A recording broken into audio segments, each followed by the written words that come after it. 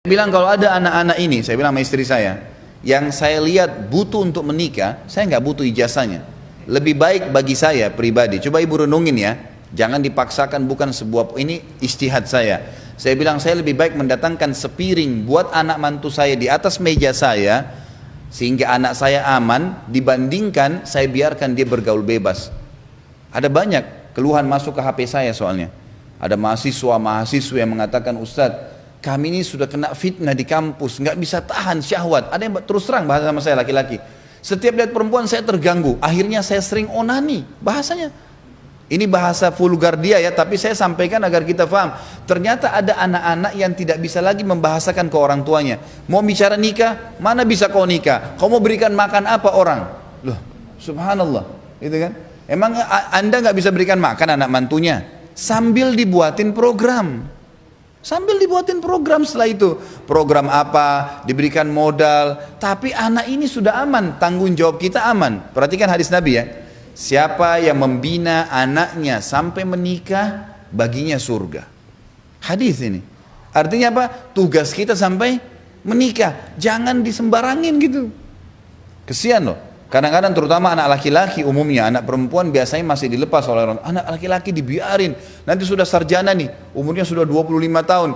Nanti nak, tunggu dulu punya rumah, tunggu dulu punya mobil.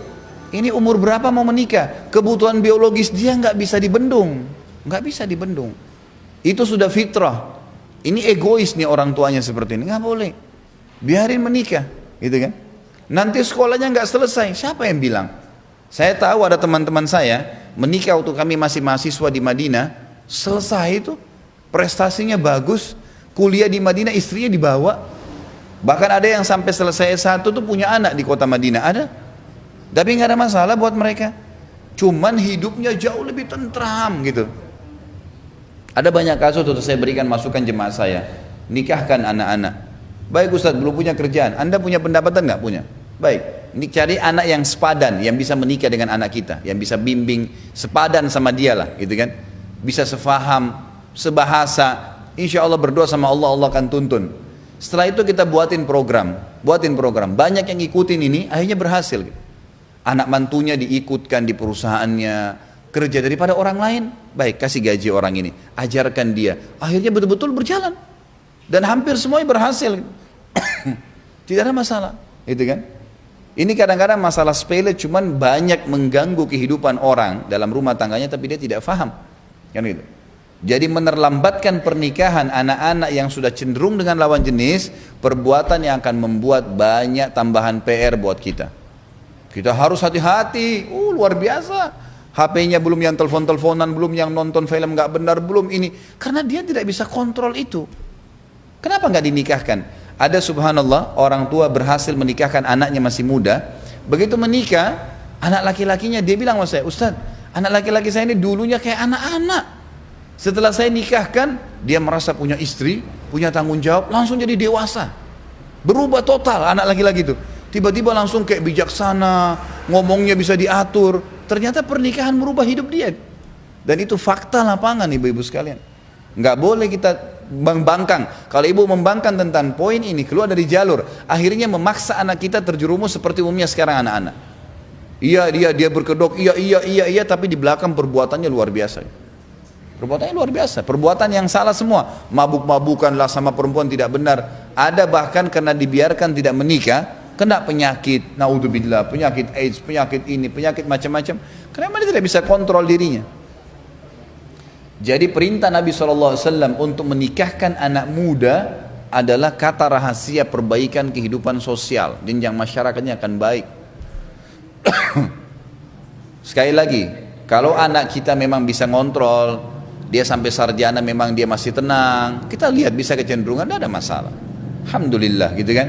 Saya bicara ini yang sudah nggak bisa dikontrol, maka solusinya adalah pernikahan, gitu kan. Ini juga diambil daripada sabda Nabi SAW tadi, wahai sekalian anak-anak muda, generasi muda. Saya tidak bicara menikah kecil ya, saya bicara menikah muda. Beda, gitu kan. Jadi menikahkan anak-anak kita yang muda, jenjang muda tuh dari balik ke atas, gitu kan. Saya sudah kasih tadi tolok ukurnya. Gitu. Jadi memang dia sudah dewasa, udah bisa membimbing, udah bisa dan segalanya itu seterusnya. Juga poin penting, anak-anak kalau mau menikah ibu-ibu sekalian, jangan diberikan kursus rumah tangga yang dia akan jalani 50-70 tahun dalam 1 jam. Ada orang tua, begitu mau malam pertama anaknya, sini nak, 1, 2, 3, 4, 5, 6, 7, 8, 100. Anaknya ini padat semua, pak, yang mana yang dia mau jalanin? Bu, cicil. Loh iya, anak-anak perempuan, saya kasih contoh bagaimana saya coba di anak-anak saya. Anak saya masih SD, saya sudah sering bicara pernikahan dengan dia. Saya bicara pernikahan dalam arti kata apa? Globalnya. Nak, kamu perempuan, satu waktu kamu dewasa kamu akan menikah. Saya selalu menggunakan kata-kata menikah supaya dia faham kalau dia butuh laki-laki menikah, bukan yang lainnya. Dia udah paham dari kecil itu. Nanti, oh ini Umi lagi buat makanannya, iya. Nanti kalau kamu juga menikah nak, kamu akan buatin suami kamu. Dia paham dari sekarang itu. Jadi poin demi poin, poin demi poin. Dia pada saat menikah, walaupun umur 17 tahun, 18 tahun sudah matang dia. Dia udah tahu. Jangan kursus padat 1 jam untuk 50 tahun. Nggak bisa. Ada orang gitu, dudukin anak perempuannya begini, kamu harus begini. Malam itu lah ya, belum dia tegang mau hadapin suaminya, malam itu nggak ngerti harus buat apa. Ini sudah padat poin-poinnya. Dan harus begini, kamu harus begini, kamu harus begitu. Nggak bisa. Cicil semua itu. Dari sekarang, dari kecil mereka sudah dibicarakan. Bukan aib dalam rumah tangga saya bu, anak saya masih SD mengatakan, abati itu ayah, kalau nanti saya menikah, dia bilang gitu, anak saya SD, nanti saya begini ya, lebih baik dia ngomong sama kita ya, daripada dia ngomong sama temannya. Saya tanggapin positif, istri saya pertama bilang, masa dia harus bicara masalah pernikahan masih SD? Biarin dia ngomong. Dan kita yang berikan penjelasan orang tuanya, pasti akan tepat jawabannya. Dibanding kalau dia, enggak kamu masih anak-anak, jangan ngomong itu. Dia akan penasaran selama keluar pertanyaan dari mulut anak kita sesuatu bu, jangan tidak dijawab ya. Walaupun kita anggap itu fatal, tetap jawab dengan cara memberikan penjelasan yang benar. Karena kalau kita tidak jawab, dia akan cari sendiri jawabannya. Anak saya pernah baca kalimat berhubungan biologis di sebuah tulisan begitu, saya tidak tahu di mana, dia bilang sama istri saya, Umi apa sih itu berhubungan biologis? Banyak orang bilang gak usah sampaikan, jelas. Istri saya nggak jawab, tanya saya dulu, kemudian saya jelaskan bagaimana cara menyampaikan dengan cara memberikan pemahaman ke anak-anak, bukan orang dewasa. Beda, gitu kan?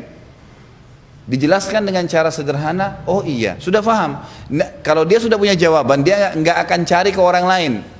Yang jadi fatal ini, kalau dia dapat masalah biologis, masalah seksual dari teman-teman yang sepadan dengan dia. Coba kira-kira apa yang temannya tuntun? Kalau temannya tuntun bobrok, nonton ini kamu akan faham, misal, dia akan ikutin itu.